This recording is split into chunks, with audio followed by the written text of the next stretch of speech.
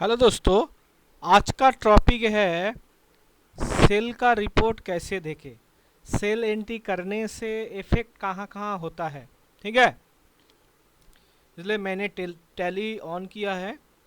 तो अभी देखो मेरा सेल है अप्रैल से अगस्त तक। ठीक है, तो अभी जो सेल किया है मैंने, सेल एंट्री कहाँ से होता है ना, हम लोग जानते हैं कि भाउचर में जाएंगे, ये वेट करेंगे, यहाँ से सेल एंट्री होता है। लेकिन सेल एंट्री करने का बाद उसका इफेक्ट क्या होता है, कहाँ कहाँ पड़ता है, वो आज का टॉपिक है। ठीक है, तो पहले तो गेट अप टैली आएंगे, उसका बाद है डिस्प्ले।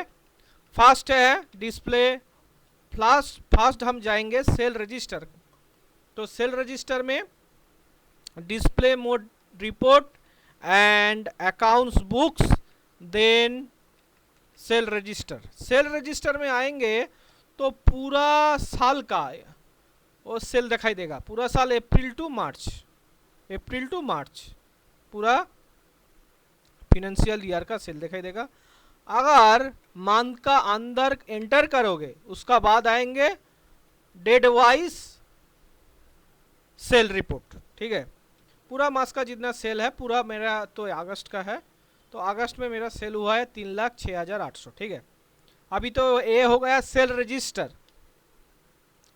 और कहाँ इफेक्ट होता है ना, स्टॉक समरी में। स्टॉक समरी में क्या है, क्या होता है, इफेक्ट होता है। क्या होता है, मैंने जो सेल किया वो क्या सेल किया, तो कितना पीसेस है अभी, ये देखने के लिए तो स्टॉक में इफेक्ट हुआ है। अगर सेल करोगे स्टॉक घटेगा, मतलब कम होगा स्टॉक से। तो अभी देखो 100 पीसेस मेरा ओपनिंग बैलेंस था, स्टॉक था, क्या था, टीवी था, ओनिडा टीवी, यहाँ पे लिखा हुआ है ओनिडा टीवी 32 इंचेस। पहला तो 100 था, उसका बाद अप्रैल में सेल किया 15, उसके बाद मई में 3, जून में 2, जुलाई में 2, अगस्त में 4। तो अभी टोटल कितना सेल किया, 26 पीसेस, अभी है 74 पीसेस क्लोजिंग। तो इफेक्ट कहाँ आया, स्टॉक में। पहला तो आया सेल रजिस्टर में, उसका बाद है एंट्री करने सब अपने आप हो जाते हैं, लेकिन कहाँ कहाँ होता है वही देख रहा है। ठीक है, अभी हो गया स्टॉक।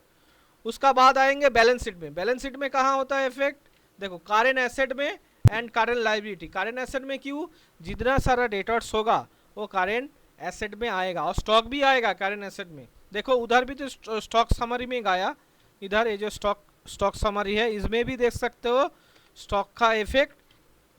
और बैलेंस शीट में जाके इधर करेंट एसेट आएंगे, क्या आएंगे, करेंट एसेट, उसका बाद क्लोजिंग स्टॉक। देखो क्लोजिंग स्टॉक है, देखो कितना है, ऐसे करके हम देख सकते हैं स्टॉक कितना है मेरा। उसका बाद है सन्डी डेटर्स। सन्डी डेटर्स जो सेल किया है उसको, जितना सारा कस्टमर होगा जिसको सेल करेंगे, जो बिजनेसमैन सेल करेंगे, सब कस्टमर को बोलते हैं सन्डी डेटर्स। सन्डी डेटर्स क्या है, करेंट एसेट है। तो डेटर्स में जितना सारा हुआ है, क्या जो सेल किया है मैंने, उसका जो अमाउंट है टोटल 3,06,000, वहीं वहीं पे भी सेल रजिस्टर में भी देखा रहा था। क्या है, देखो एक तो टैब खुल रहा है और एक तो टैब खुल रहा है सेल रजिस्टर में। ये क्या है, डेटर्स में देखा रहा है, करेंट एसेट में देखा रहा है। थोड़ा टाइम दीजिए, खुल रहा है अभी दूसरा वाला टैब।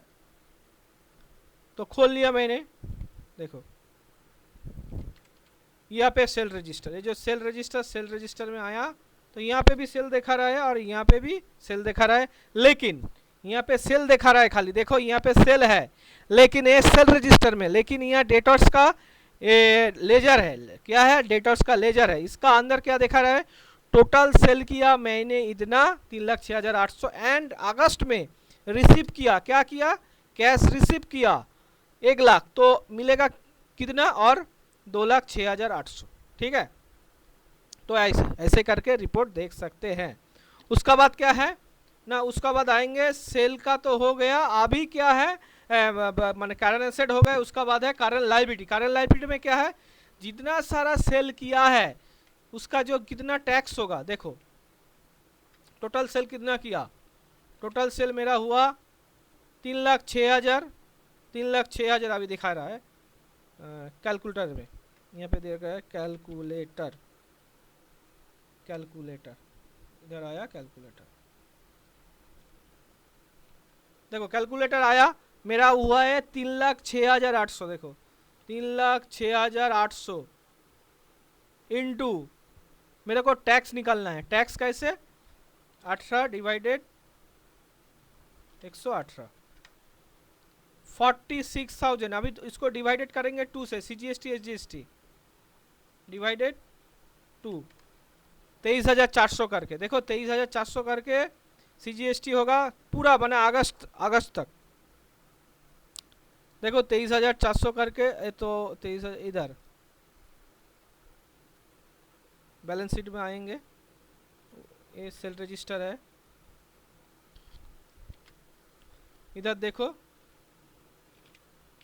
देखो 46,000 हुआ ना, 46 टोटल 46 हुआ ना, इधर देखो 46 हुआ ना, रुको 46 इधर, टैक्स कितना है मेरा, देखो कहाँ तक, 1,4 से 31,825, जो मेरा टैक्स कितना है 46,800। कैलकुलेटर में क्या किया मैंने, कैलकुलेटर में देखो 46,800 ये जो है 46, उसका आधा है 23,400, 23,400, देखो इसका एंटर करेगा तो अंदर आएगा, देखो देखा, ऐसे करके रिपोर्ट देगा, सही है, कैलकुलेशन भी करो, देख लो सही है कि नहीं है, अगर सही नहीं है तो उसको सही करो, ठीक है, ऐसे करके देखना चाहिए। उसका बाद है रिपोर्ट, कहाँ देखे, क्या हो गया, बैलेंस शीट हो गया। अभी आया profit and loss, profit and loss में क्या होगा, ये जो प्रॉफिट एंड लॉस है इसमें ना, ये जो है ऊपर का ये है ट्रेडिंग अकाउंट, उसका बाद जो नीचे है ये वाला PL अकाउंट। तो हम लोग देखो ट्रेडिंग में जो सेल है वो है मेरा 2,60,000, 2,60,000 की मेरा सेल है, तो मेरा जो सेल है, रुको मेरा जो सेल है ये जो 3,06,800, लेकिन वहाँ पे क्यों दिखा रहा है 2,60,000, 2,60,000 1 4 31,825, 2,60,000 दिखा रहा है, क्यों दिखा रहा है, अभी देखो क्यों दिखा रहा है हमको, देखो कैलकुलेटर में आ रहा है, देखो फिर क्या आ रहा है कैलकुलेटर में, कहाँ आ रहा है कैलकुलेटर, अब इसको हम जीरो कर दे रहे हैं, कैलकुलेटर में जीरो कर दे रहा है, कितना आया 3,06,800, उसका बाद 18% टैक्स, इसका ऊपर 18% टैक्स है, तो टैक्सेबल निकालने के लिए इंटू 100 डिवाइडेड 118, कितना आया 2,60,000 आया ना, हाँ वही वाला टैक्सेबल अमाउंट है, क्या है टैक्सेबल अमाउंट है, टैक्सेबल अमाउंट है 2,60,000 पूरा अगस्त तक, ठीक है, इसको आना चाहिए, और कैलकुलेशन करके देख लो, जहाँ पे भी काम करो कैलकुलेशन करके देख लो, ऐसे करके हो रहा है कि नहीं हो रहा है, ठीक है।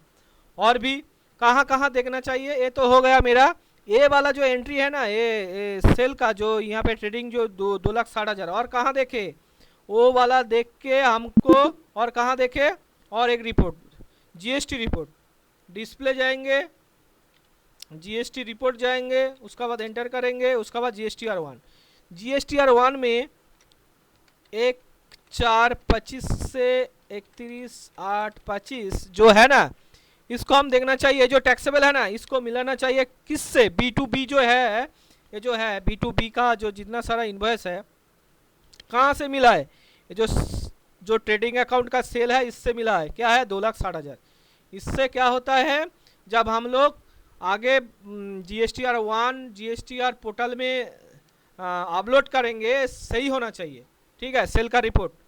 तो अभी ऐसा है, अभी देखो क्या आया मेरा 23,400 करके 46,800, और टोटल मेरा इनवॉइस 3 लाख, अभी सही है, एकदम सही है, बराबर है।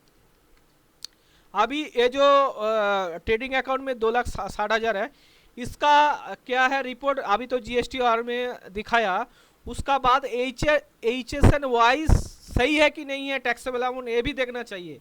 ये तो हो गया B2B का जितना सेल है, टैक्सेबल कितना है, टैक्स अमाउंट कितना है, एंड टोटल कितना है। अभी HSN वाइज देखना चाहिए, HSN वाइज देखो मेरा जो टोटल वैल्यू है कितना 3,06,800, ये भी सही है, ठीक है, टैक्सेबल भी सही है 2,60,000, देखो 2,60,000 है इधर, 2,60,000 एंड 23,400 जो मेरा टैक्स अमाउंट है, उधर ऊपर देखो इधर है ये जो B2B में HSN भी ऐसा होना चाहिए, ठीक है।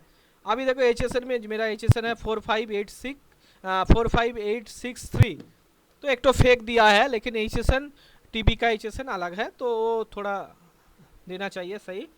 तो अभी क्या है, अभी ऐसा होना चाहिए HSN ट्रेडिंग अकाउंट का सेल, GST का सेल, GSTR 1 में सेल सब बराबर होना चाहिए, टैक्सेबल सेल, टैक्स अमाउंट, ठीक है। ऐसे करके रिपोर्ट देखना चाहिए।